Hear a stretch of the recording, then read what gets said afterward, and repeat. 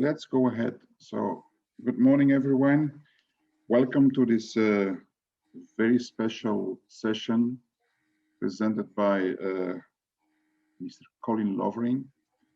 I think most of us know Colin, and if you don't know him, it's really a shame that you don't know him.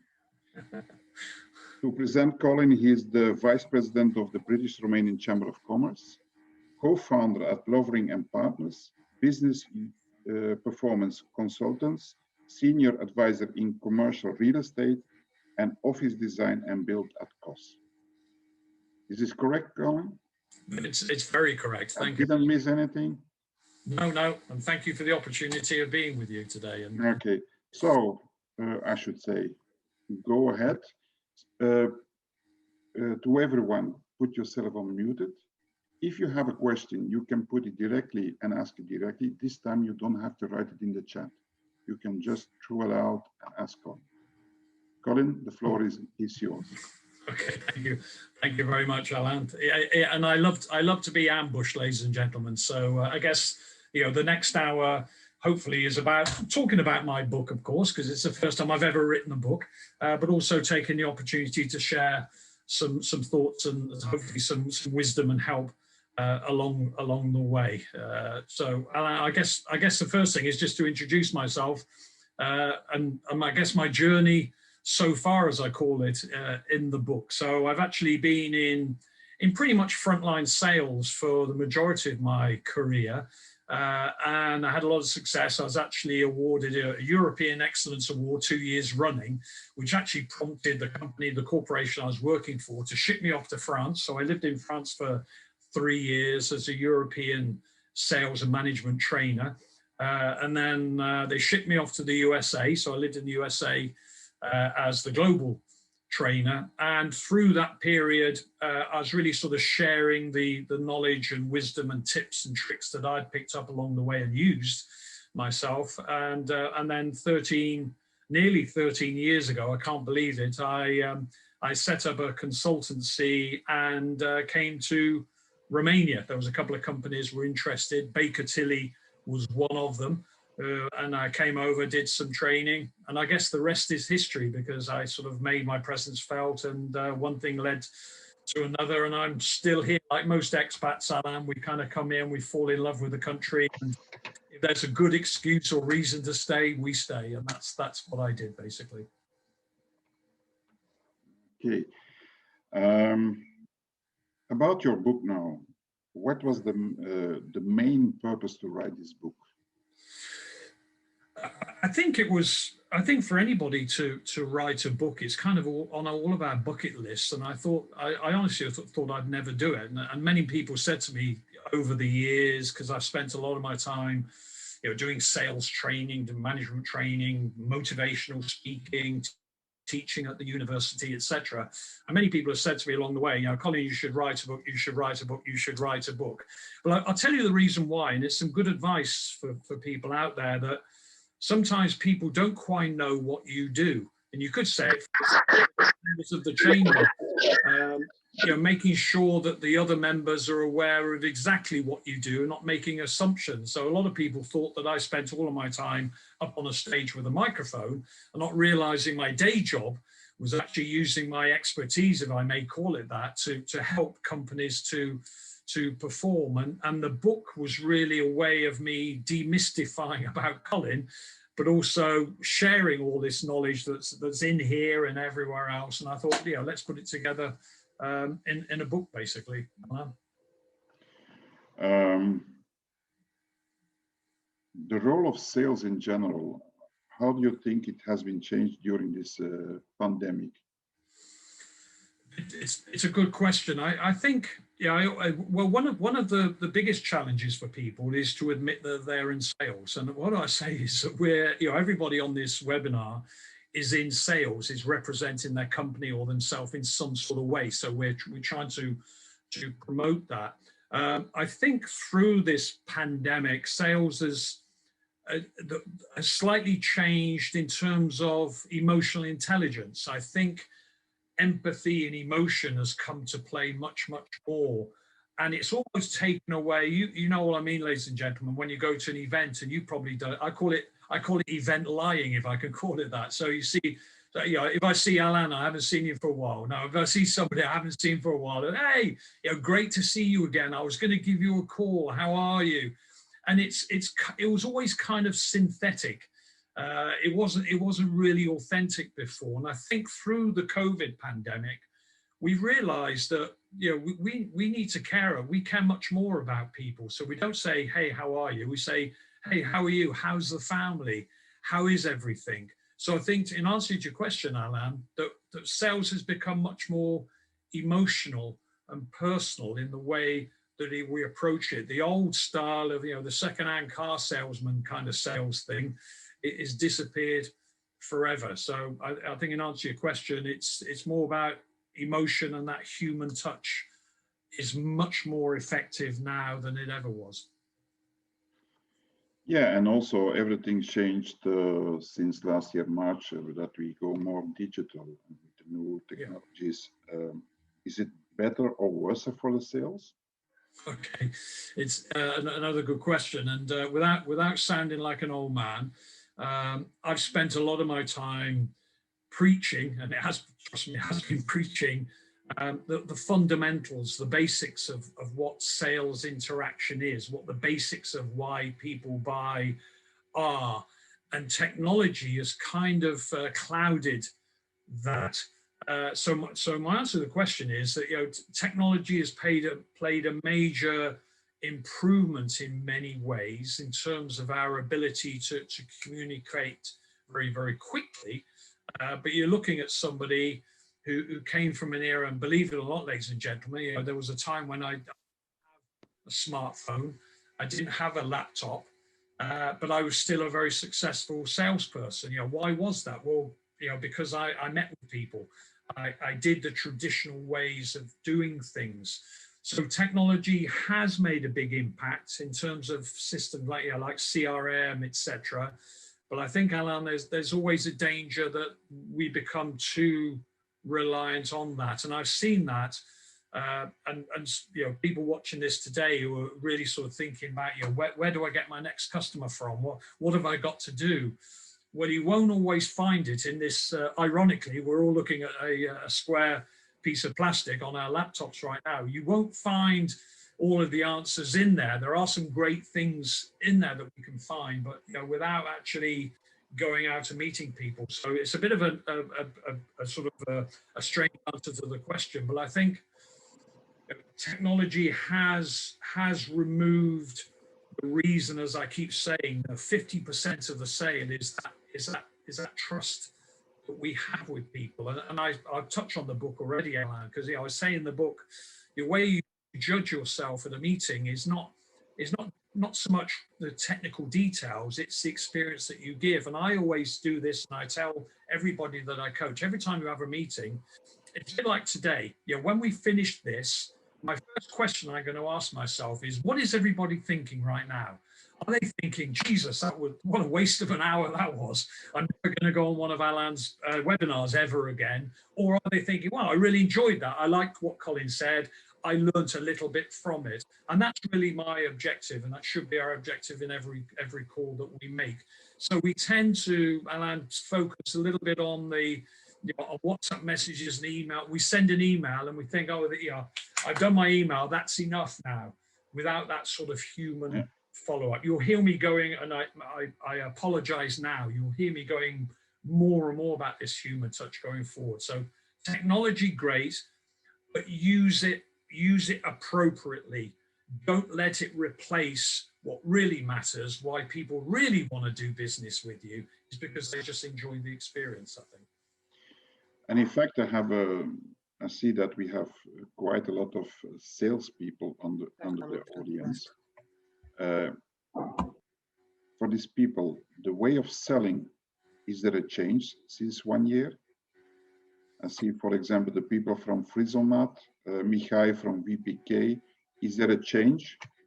Somebody can say something about it? I could say something. Yes. Hi, Colin. Thank you, my friend. Everybody. Thank you.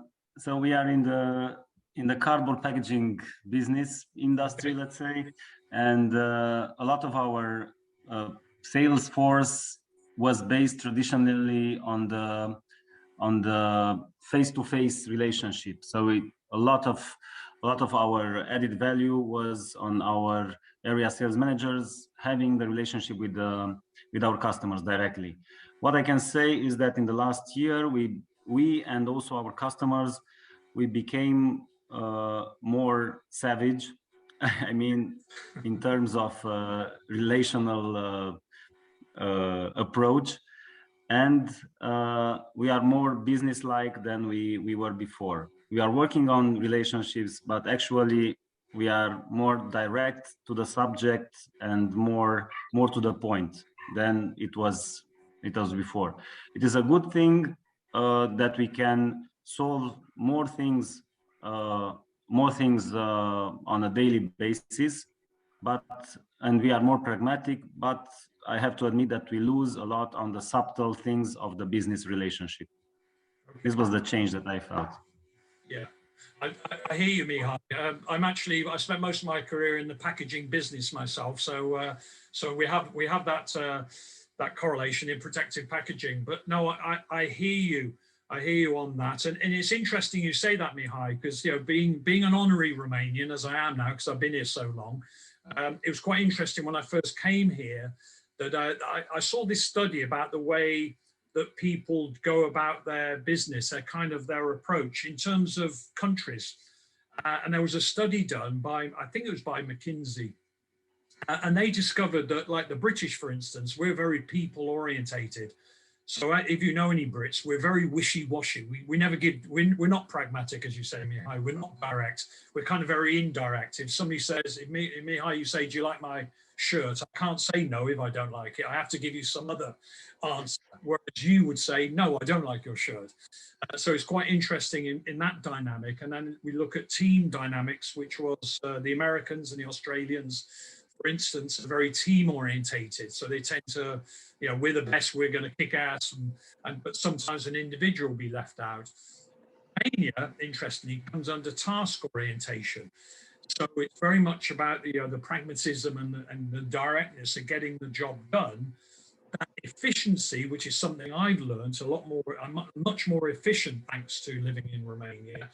But I've kept that balance of the people orientation and the team orientation as well. So it's kind of getting that blend. And you're right, Mihai, the being forced into Zoom calls has kind of accelerated that sort of efficient approach to what we do, and we've kind of lost the human touch. So I think we're drifting out of that. I'm actually starting to refuse to have one-to-one meetings on Zoom now. I'm actually saying to people, let's wait until we can have a coffee in Banassa or somewhere, and let's do it that way. And I think it is starting to become safer to do that. But I would say on the Zoom calls, is trying to, like, I look at you, Mihai, I look at you, I love the background you've got there. Very cool. It's kind of, it makes you look interesting and takes away that sort of formal technical way. And I think if you don't have a background, have something behind you, and not a row of books. A lot of people put a bookcase behind them to maybe to make them look intelligent or whatever reason it is. Have kind of personal items behind it as well. I do this when I'm at home. I'm a golfer, so I'll have something behind me that creates a bit of a curiosity, but just makes that Zoom call a bit more human. So I think that that's the secret in the transition is make those Zoom calls, and as I said, be more personal on it. I think, but get to a stage where it's a bit like, I call it the wedding buffet scenario. We're all waiting at the wedding for one person to go up to the buffet, then we all rush. And I think there will be a certain amount of Zoom is doom kind of mindset, and moving into that face to face. So I think, I'm not sure if I'm even answering a question here, but it's really my advice is just keep that human touch going. I will say, Alan, if I may, that we've only got a short time doing this, but if anybody wants to connect with me afterwards and have a deeper conversation, I'm much more more than happy to do that. So Mihai, I I'm sure as we go through the next hour, there'll be some other things that we can reveal to you. Did that kind of answer what you were approaching? Yeah, but I saw that Mihai already changed his background. I already went into holiday, so it's already Friday. Now you're on the mountain. Now you're on the mountain. And I'm quite sure that Yunus from Frisomat has also his opinion about sales. Yunus, I'm sure you have. Love the ambush. Good morning to everybody. Yes, a lot of things has changed during this pandemic year. And also we have to change our way of thinking. We are selling industrial buildings, so it's B2B. For us, it's important to meet people, to stay face to face. Unfortunately, this is not happened. But on the other hand, I've noticed that the efficiency improved a lot, because instead of going just to put a mark on the CRM, yes, I visited that customer, to prove to your boss that the things was done. Now you have to do it differently. You have to pay attention to each visit, and on the right moment, when the both parties are convinced that yes, we should see each other. And on the other hand, with this technology, we have to pay a lot of attention the way that we are communicating with the customers, the way that we build up our emails, our offers, the way that we prepare also a Zoom meeting, and to have all the materials ready, because nobody is having time.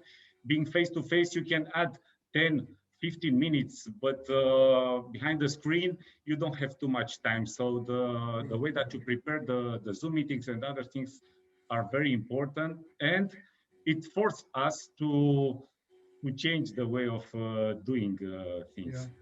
Yeah, it's interesting, you know, as you say that, and you use the word efficient there, and you know, as I said, I think if I can call it Romanian efficiency, is a real plus, and it's something that's really highlighting Romanians around the world now. Is this you know this ability, not just through IT, but this efficiency and everything else. And I think if we can wrap that a little bit more, you know, with that human touch as well. Just on that, if I may, yeah. And I think we're all attending these webinars and Zoom meetings, etc. And one thing I sort of, again, I'm going to say it's in the book a few times today, but it's really, you know, keeping people's attention, I think, on Zoom is the biggest challenge. You know, when we're face to face, we're kind of, you know, we're looking at each other, so it's quite difficult to drift off, apart from the occasional glance at the telephone.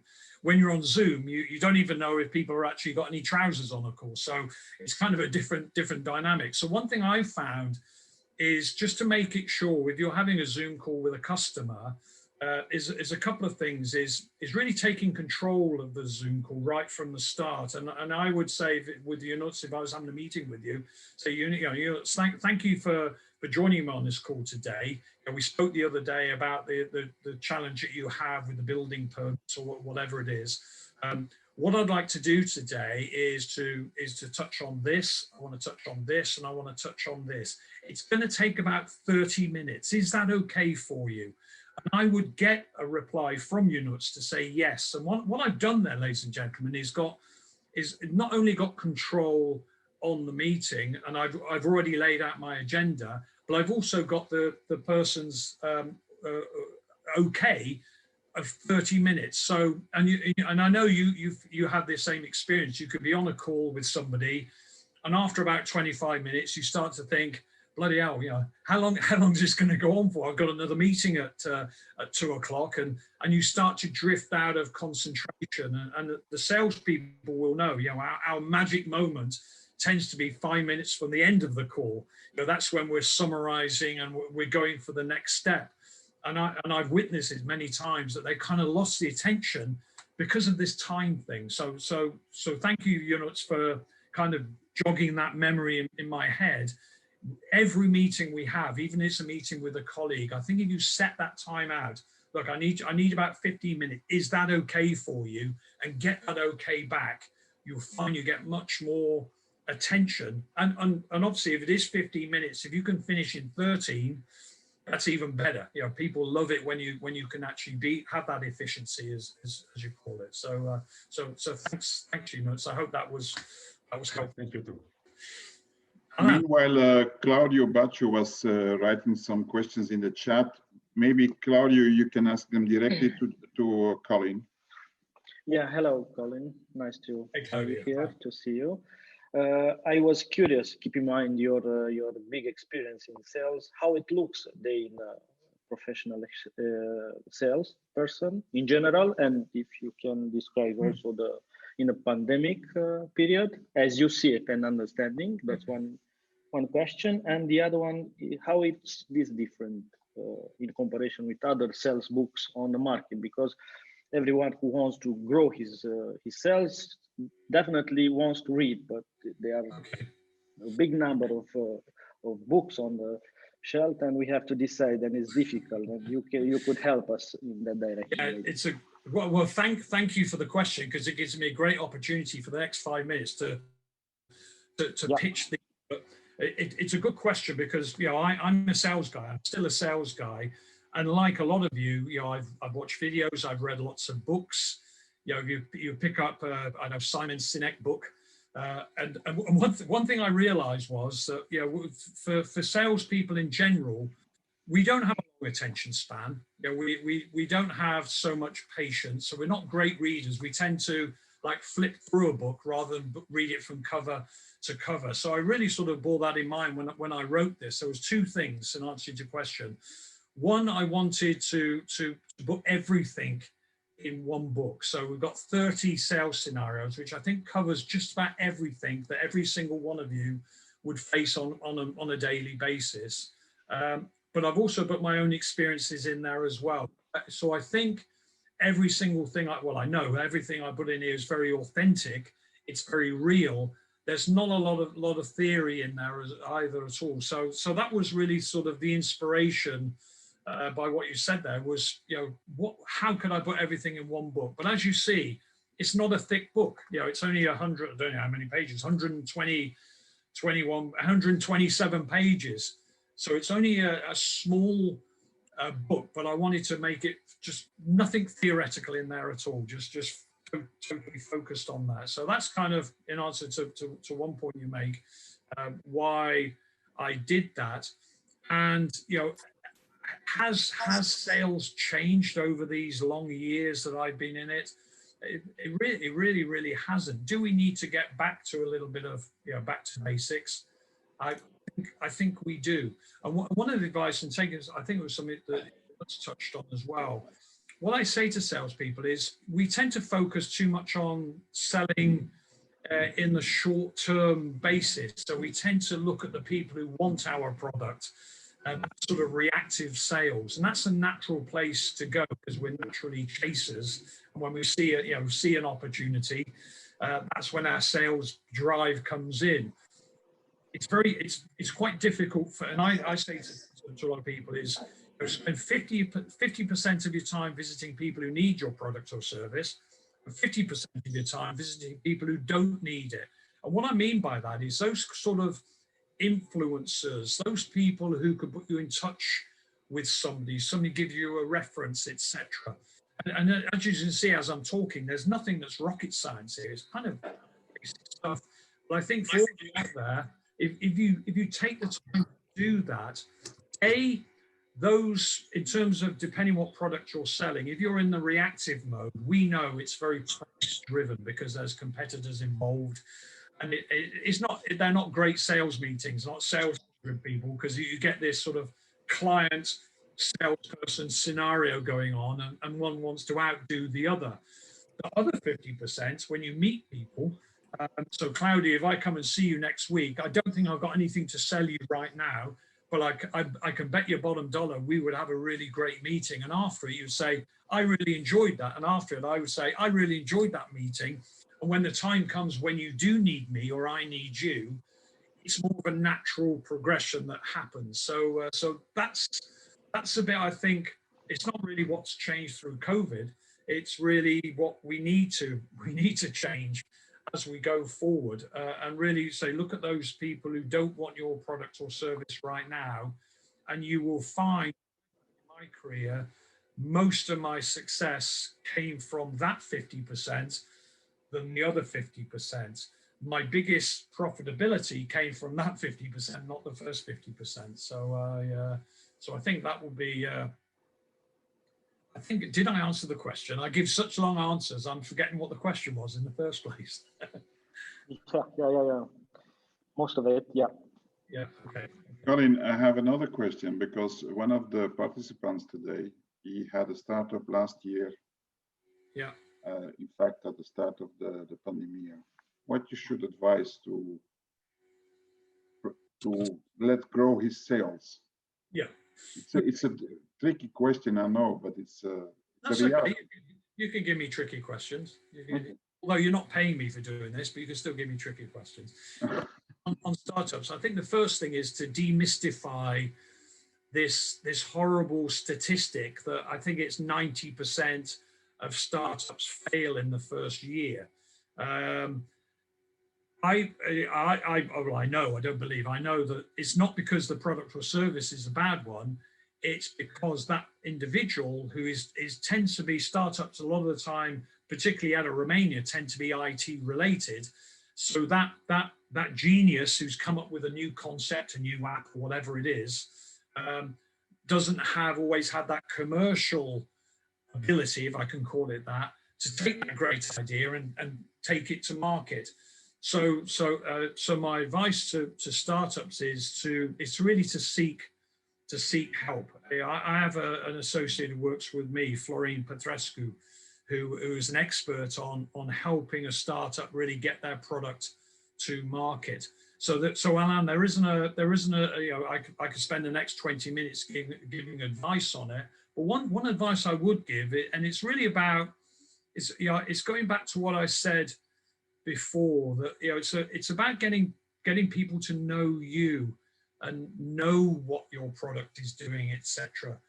And through that, I think it's always taking that opportunity. Like me at my ripe old age, I wanted to come on this webinar with you, Alan, because I'm still promoting myself even at this old age. So I don't sort of say, oh yeah, everybody knows Colin, I'm going to get business, it's going to be okay. No, I realize I have to keep raising my profile and really finding any avenue to do that. So I think with a startup is don't be distracted from the product, but seek help to get it to market, basically, because that's where your expertise won't be so strong, and that's part of that 90% of startups not working out, I think, Alan. Kevin, is this something?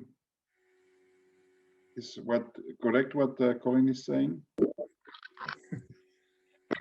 company is maybe a startup, but I've been in this industry for a while, so I know the clients and I know their needs. So it was a little bit easier than a traditional startup. But I agree with Colin. Yeah, it depends on your company, the products and services you offer, and right now we try to make everything online. We make an online showroom for customers, and I don't know who said it, but before you had maybe longer time to impress your customer, and now you have 5 or 10 minutes, so it's quite challenging. But if you're well prepared and know your business, I think sales for us got easier as we are in the sportswear market, and the sportswear market, because of this pandemic, has exploded. So I'm on the this time, but there will be tougher times. Okay, like a COVID winner category, I guess, in many ways, aren't you? So, like online and everything else. So, Colin, you was referring to your partner. Tell us a little bit about Lovering and Partners. Okay, well, I guess you can guess where the name came from. Absolutely not.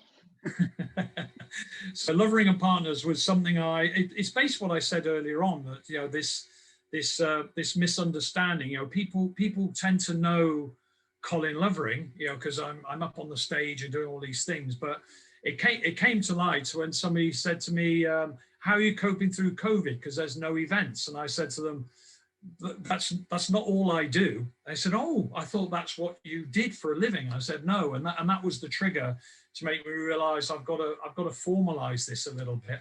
So I guess I took the brand, that people knew my name, and then creative. So Lovering and Partners is really a business performance consultancy. I don't always like to use the word consultancy, but that's effectively what it is, but it's a very active one. So basically what we do, Alan, is any organization, big or small, who wants to grow its sales, to restructure, to get its people motivated, everything, that human and business element, but real life stuff is what we do. So we don't bombard people with reports of 100-page reports and irrelevant stuff and stuff that they already knew. We just sort of go in and really, it's kind of a gap analysis. Just look what needs to be improved, and then get to work straight away and doing that. So we kind of, I've been doing this for a number of years, but we set up the Lovering and Partners sort of brand, if you like, about 3 months ago.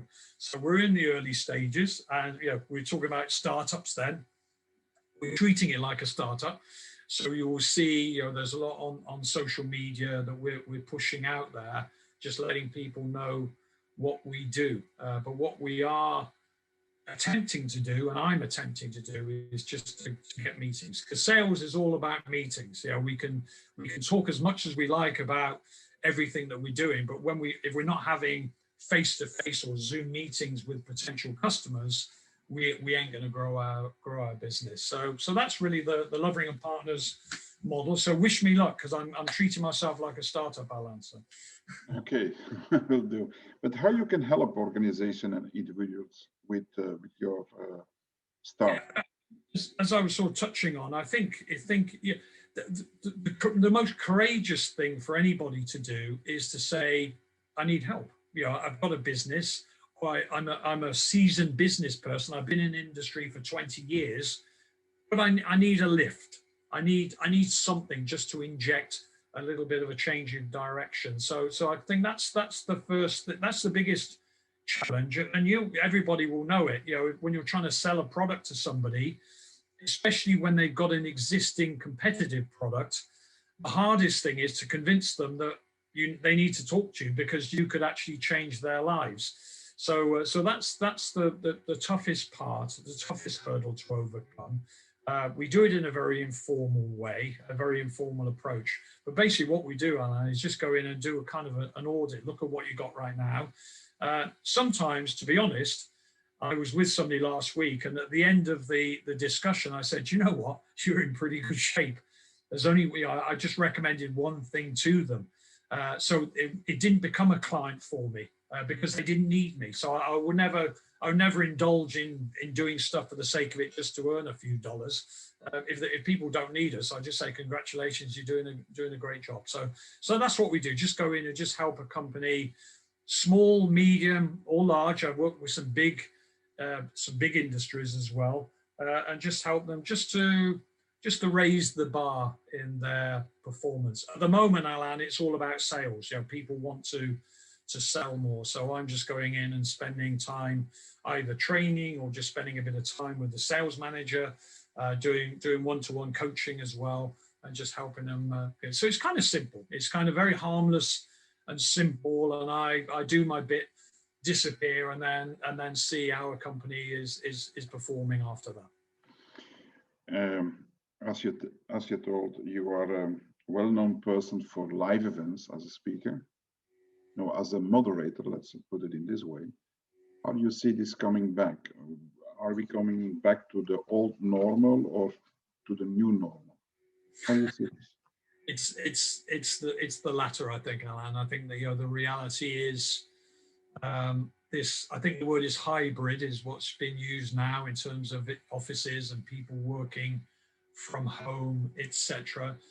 So I don't think it'll ever be the same. And I think everybody on this call who's been working from home realized the journey, the commute to work and back was probably one of the most draining parts of our day. And I think where that's gone away, people have actually realized that when they're working from home, it can be quite productive because they can start earlier, more and finish.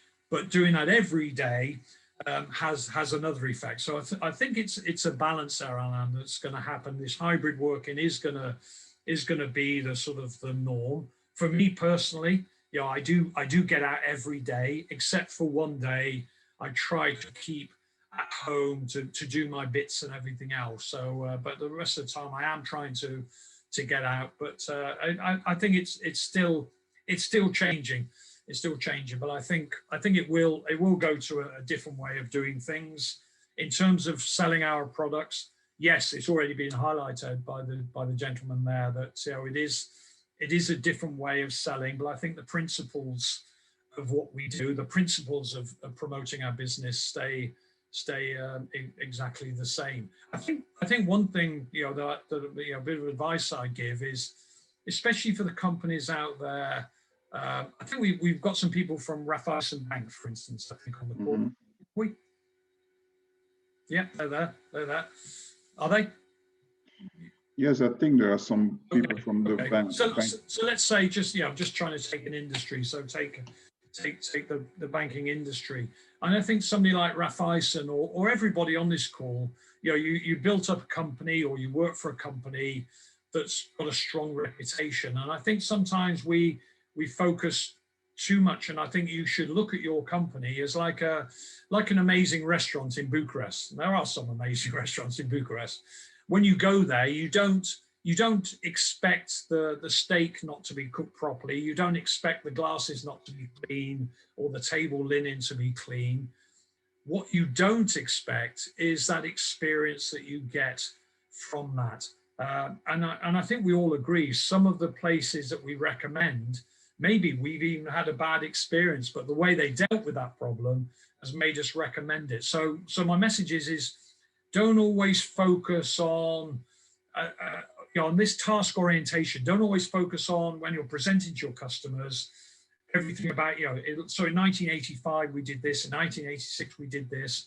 Give a nice overview of the company, because the customers probably Googled you, they probably got a good idea of your quality. That's probably why they're sat in front of you anyway, because they kind of trust that there's an opportunity.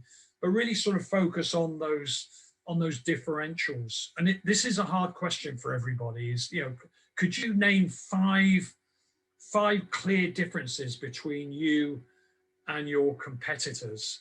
And what I mean by that is, I was with somebody the other day, and they were talking about their company, you know, came straight out and said, yeah, our company's been, it's actually, I put it in the book as well, so I've heard this many times. You know, my company's been around for 15 years.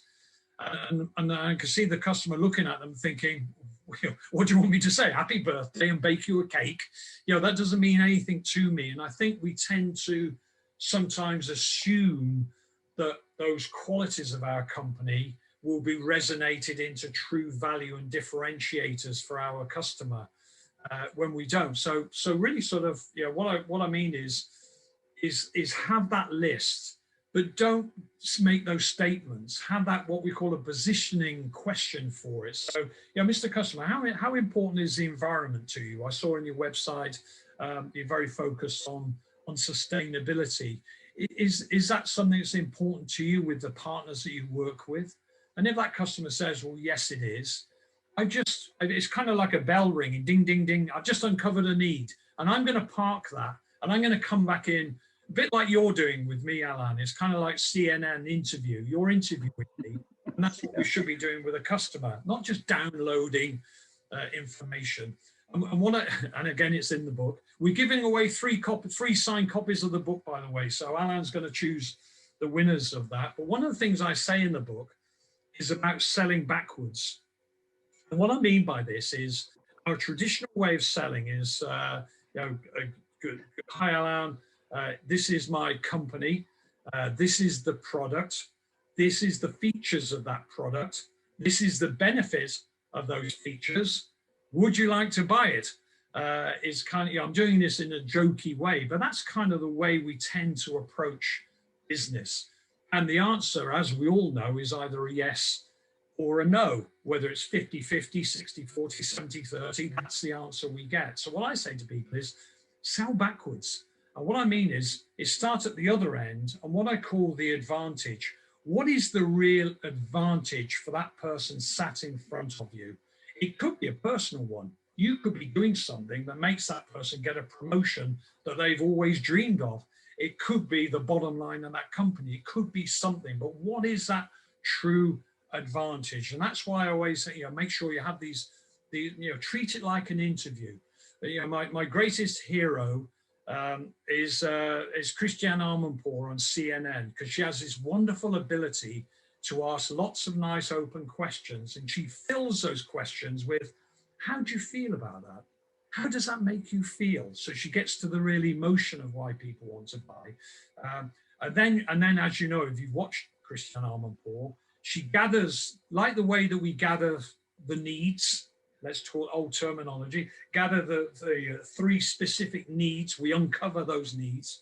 What she does is uncover three juicy bits of information, and then, as you know, she goes in for the kill. So she says, well, based on what you said, why did you say last week this? So she does the ambush. That's her style. She's softer these days, actually. She's softened up and how she used to be, but she still has that edge. And it's the same in sales. So really sort of try selling backwards. Start with, what is the advantage?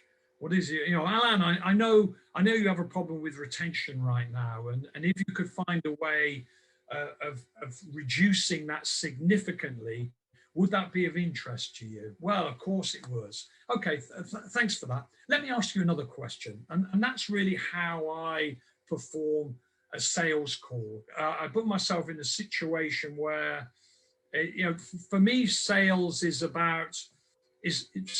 my definition is, sales is not about trying to persuade somebody to buy your product or service. For me, sales is about making it difficult for them not to buy your product or service. And the way you do that is like I said, but also the relationships. And Alan, I know you're going to ask me to share a couple of things from the book. This expression, going the extra mile, it's an old expression. Trust me, you're looking at a person who's done this. Another book I should recommend is Robert Cialdini, The Power of Influence, I think the official title is. And he talks in there about this reciprocal power. So if we're in the pub in a few weeks' time, hopefully, and I buy you a glass of Belgian beer, you're going to feel obliged to buy me one back, and you probably will. And that really, this reciprocity happens so much in business. And I think, the way that I do this, it's kind of like watering a plant. The way that I water the plant is LinkedIn. I'm a great user of LinkedIn. So if somebody puts an interesting article, I will always, won't just like it, I'll make a comment about it, because people will remember that. If I see something that may be of interest for somebody, I will send them that article. If I can be of personal help. And this is why, whenever I'm talking to a customer, my number one goal is to start to get them to talk about their personal lives. Because if I can do that, I know that I've set such a nice scenario that they open up to me. But I always make a note. So if they say about their little, Sebastian is 9 and he's on football trials or whatever, I always make a note of that. And the next time I see them, I always say, hey, how did Sebastian get on in the football trials? And you'll be amazed, ladies and gentlemen, that the reason why people buy from you is not just because of your product or service. The big majority of it is because they just like doing business with you. They feel comfortable with you and they trust you. So based on what I said earlier on about this task orientation, which is a wonderful thing that I've learned a lot from, I think if you blend that with that, Romanians have a great sense of humor, by the way. We always say we share that sense of sarcasm with the British, although Romanian sarcasm is much darker than the British sarcasm. But we have that sense of humor, and I always say, let that spirit come through. Be efficient, but build those relationships as well. But go the extra mile. Some of my biggest. I talked earlier on about me going to live in France and going to live in the USA. Alan, if I may just tell a very quick story. This is in the book as well. And it was a few years ago. I walked in to see this potential customer who I'd built a relationship with. I went to visit her at least once a month. I connected with her at least every 2 weeks. I made that point of a message or something. And I went to see her. Sheila was her name. And I went to see her, and I walked into her office. I said, "Hi, Sheila, how are you?" She said, "Bloody Michael Jordan." And I said, "Michael Jordan, what did he do?" And she said, "Colin, I've been trying to get this Michael Jordan basketball for my son for Christmas." And in the UK, every Christmas, there's always one major child's toy that every child in the country wants. And mothers will literally scratch each other's eyes out to get it. And this year was the Michael Jordan basketball, because every 100 was signed by the master himself. And she couldn't get it anywhere. And she told me this, and she said, "Anyway, forget my problems. How are you?" And we went into our call. I softly updated her on what the company was doing, our new packaging concepts and everything else. Yeah. But we had this sort of Hello? very casual conversation. And but what I did afterwards, I made a phone call to a friend who I knew a friend who was in the sporting business. And surprise, surprise, about 4 days later, I get a phone call to say, "We've got one." I had to drive about 100 kilometers to get it. And then when I got it, I drove another 50 kilometers to where Sheila's office was. And before I got there, I stopped, and I didn't have a mobile phone, so I had to stop at a phone box.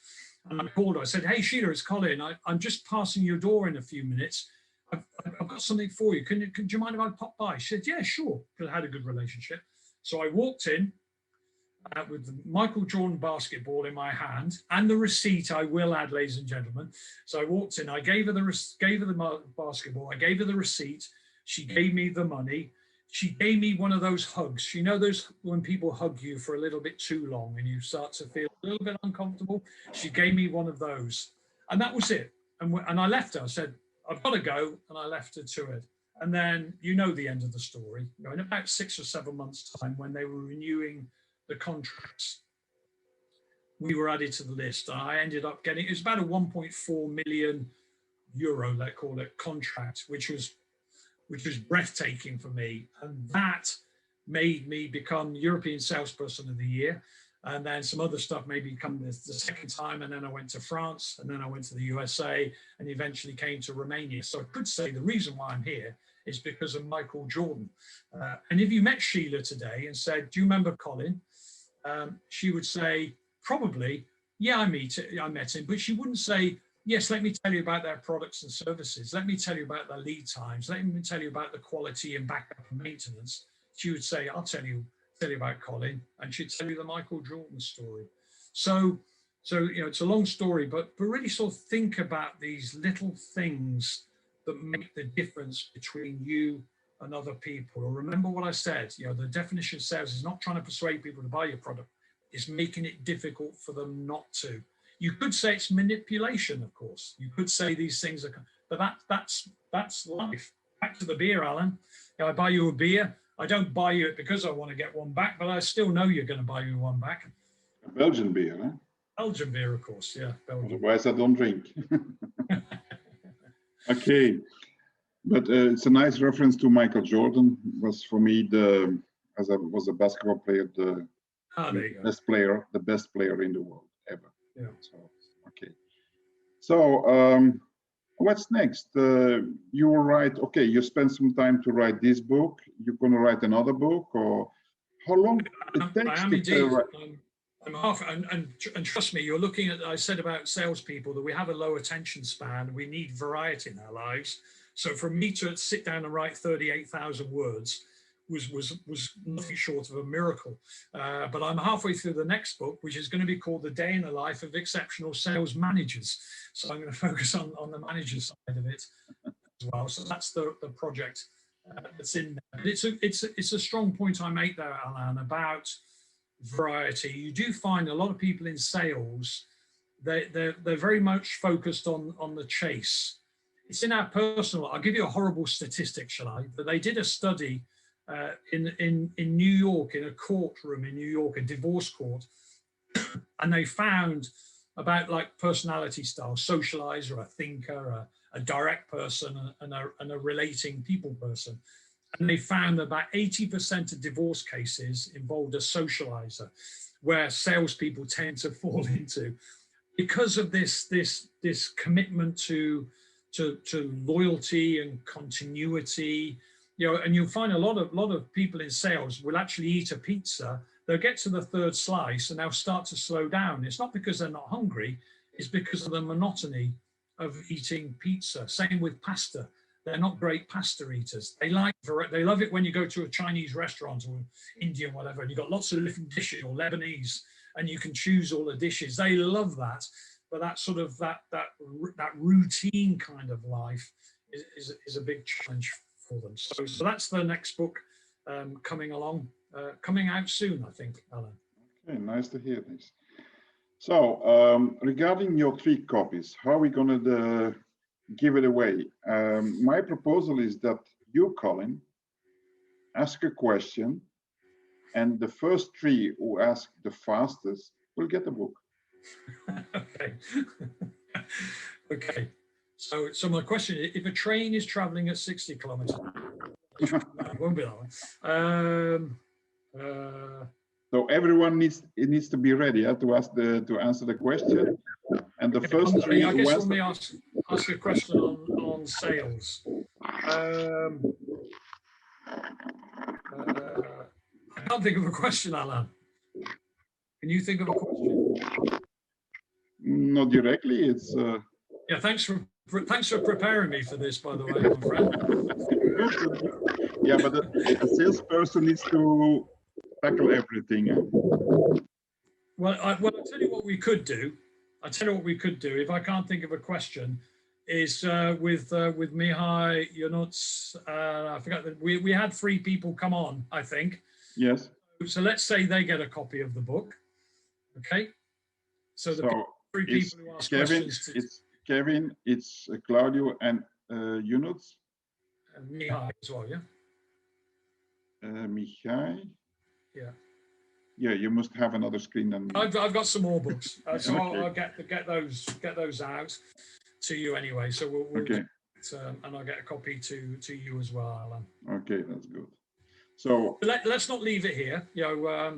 My details are with Alan. If anybody needs any advice, and I'm not pitching for business here. If anybody just wants a quick chat and got a scenario, what should I do here?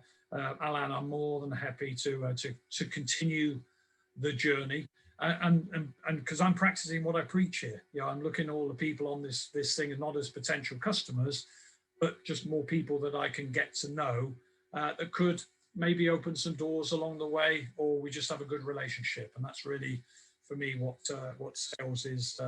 Somebody is writing how we can contact Colin. Okay, you can contact me at colin@loveringpartners.com. So I will send loveringpartners.com. I will send an email to Patrick, who was asking. Okay, and I'll be more than happy to. So I think the thing is to my advice to everybody is, a lot of the questions were about COVID. How we. I think this is a great time to recalibrate, is to really look at your business. You don't have to make too many changes. If things have been going well before COVID, and you're kind of surviving, thriving, or whatever's happening through COVID, don't make too many fundamental changes, but kind of recalibrate a few things. And if I can be of any help to doing that, just let me know. Okay. If nobody else has an other question, I don't have. I'm interested, Loredana, but Loredana discovered that it's Mihai now. During the session, Loredana has to take the Michael Jordan concept. Then she has to do me a big favor. Then she gets a signed book.